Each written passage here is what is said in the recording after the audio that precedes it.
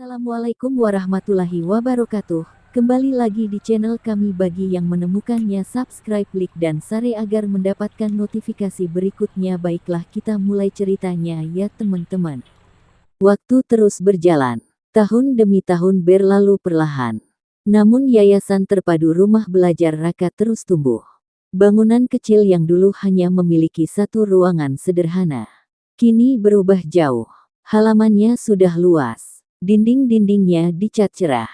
Suara anak-anak terdengar setiap pagi. Dan di gerbang depan, berdiri papan besar bertuliskan, Yayasan Terpadu Rumah Belajar Raka. Di bawahnya tertulis kalimat kecil, setiap anak berhak bermimpi. Kalimat itu dibuat khusus oleh Pak Fauzan. Karena ia tahu, tidak semua anak lahir dengan kehidupan mudah. Namun semua anak berhak memiliki harapan-harapan. Kini banyak orang datang dari luar desa. Ada guru, ada relawan pendidikan, ada mahasiswa yang ingin melakukan penelitian. Bahkan beberapa pejabat daerah mulai sering berkunjung. Karena mereka mendengar satu cerita yang sama. Tentang sebuah tempat sederhana yang dibangun oleh guru-guru yang mengajar dengan hati. Dan setiap kali orang datang, mereka selalu heran. Karena meski tempat itu semakin besar, suasananya tetap hangat, tetap sederhana, tetap terasa seperti rumah. Pak Fauzan tetap sama seperti dulu. Masih datang paling pagi, masih menyapu halaman sendiri, masih duduk lesehan bersama anak-anak. Bahkan sering membantu memperbaiki kursi rusak tanpa menyuruh siapapun. Beberapa pegawai yayasan pernah berkata, "Pak, sekarang yayasan sudah besar. Bapak nggak perlu kerja sampai kayak gini." Namun Pak Fauzan hanya tersenyum. "Kalau saya berhenti dekat dengan tempat ini, saya takut lupa kenapa semuanya dimulai." Sementara itu, Bu Alia kini semakin dicintai anak-anak. Banyak murid kecil bahkan memanggilnya Ibu Alia. Karena sikapnya begitu lembut, ia hafal nama semua murid. Tahu siapa yang sering diam. Tahu siapa yang sedang punya masalah di rumah. Dan diam-diam, ia sering menyisihkan uang pribadi untuk membeli makanan bagi anak-anak yang datang tanpa sarapan. Suatu malam, Pak Fauzan dan Alia duduk di kantor yayasan yang masih sederhana. Di meja mereka, terlihat banyak gambar bangunan, proposal, dan rencana besar. Alia memandang gambar itu sambil tersenyum kecil. "Kalau dulu rumah belajar cuma tempat les kecil, sekarang kita malah mau bangun sekolah." Pak Fauzan tertawa pelan, namun matanya berkaca-kaca. Karena dulu, ia bahkan tidak berani membayangkan sejauh ini. Mereka ingin membangun sekolah dasar terpadu. Sekolah yang bukan hanya mengajar pelajaran biasa, namun juga mengajarkan akhlak, kepedulian, dan keberanian bermimpi. Sekolah bagi anak-anak desa yang sering merasa tertinggal. Sekolah yang membuat murid merasa dihargai. Dan sekolah itu akan diberi nama SD Terpadu Rumah Belajar Raka. Saat nama itu diputuskan, Pak Fauzan langsung terdiam lama. Matanya memandang foto Pak Raka yang tergantung di dinding kantor. Dan sekali lagi, air matanya jatuh perlahan. Namun membangun sekolah bukan perkara sederhana. Biayanya besar, tanah harus diperluas, izin harus diurus, gedung harus dirancang. Bahkan beberapa orang sempat meragukan mereka. "Apa yayasan kecil kayak kalian sanggup bikin sekolah? Jangan terlalu bermimpi." Kalimat itu sempat membuat beberapa pengurus patah semangat. Namun tidak dengan Pak Fauzan. Karena ia terlalu sering diremehkan dalam hidupnya.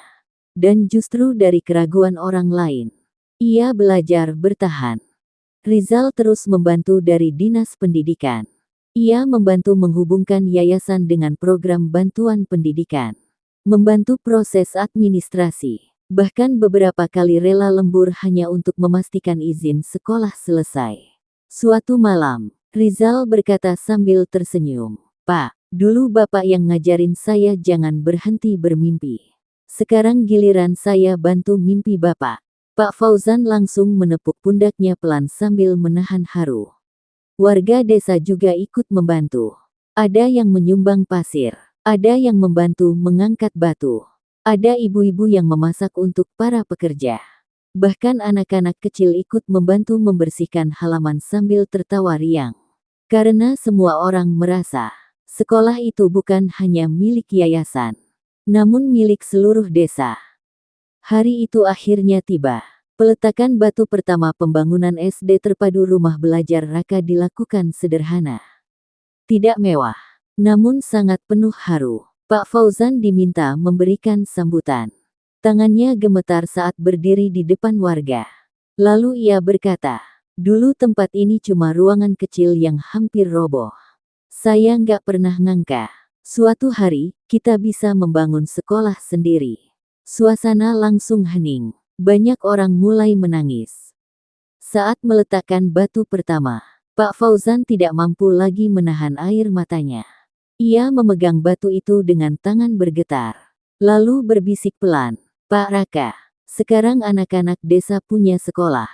Air matanya jatuh ke tanah. Dan semua orang tahu, itu bukan sekadar bangunan, namun mimpi panjang yang akhirnya menjadi nyata. Di tengah kesibukan pembangunan sekolah, Tuhan kembali memberikan kebahagiaan untuk keluarga kecil mereka.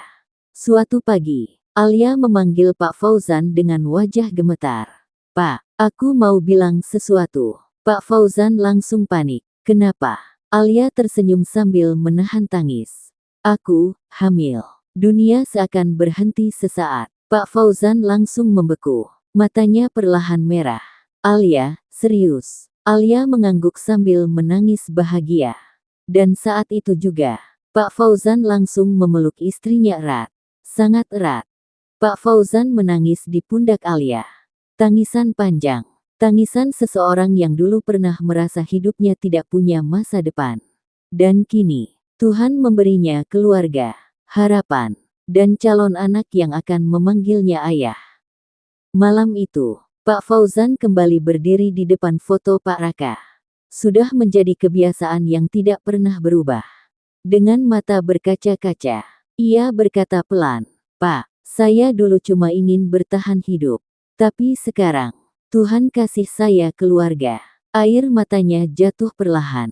"Dan sebentar lagi, saya akan jadi ayah." Beberapa bulan kemudian, hari yang ditunggu akhirnya datang.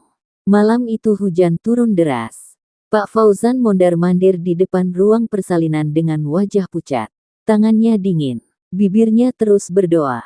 Dan ketika suara tangisan bayi akhirnya terdengar, Pak Fauzan langsung menangis. Perawat keluar sambil tersenyum. "Selamat Pak, putrinya sehat." Kaki Pak Fauzan langsung lemas. Ia menutup wajahnya sambil menangis penuh syukur. Saat pertama kali menggendong putrinya, Pak Fauzan tidak mampu berkata apa-apa. Bayi kecil itu tertidur tenang di pelukannya. Matanya langsung dipenuhi air mata. "Ayah akan jaga kamu," bisiknya pelan. Alia memandang dari ranjang sambil menangis bahagia. Dan malam itu, keluarga kecil mereka terasa lengkap.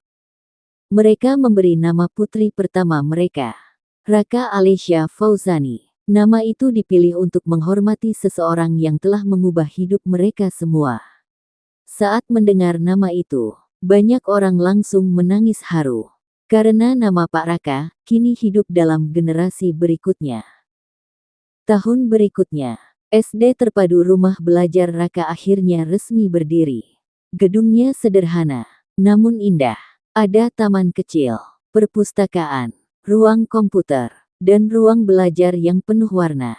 Hari pertama sekolah dibuka. Ratusan anak datang mendaftar. Beberapa orang tua sampai menangis karena akhirnya desa mereka memiliki sekolah yang layak.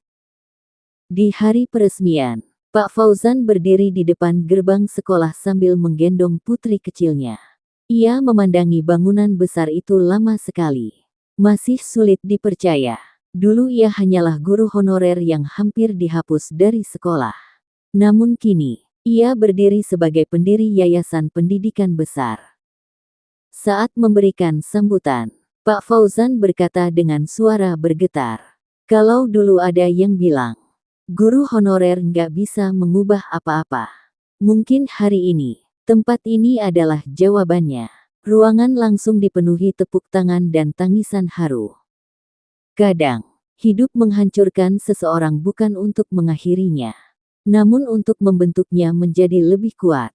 Pak Fauzan pernah dianggap tidak dibutuhkan. Pernah merasa hidupnya selesai. Pernah menangis sendirian dalam gelap sambil takut masa depannya hilang. Namun ia tetap bertahan.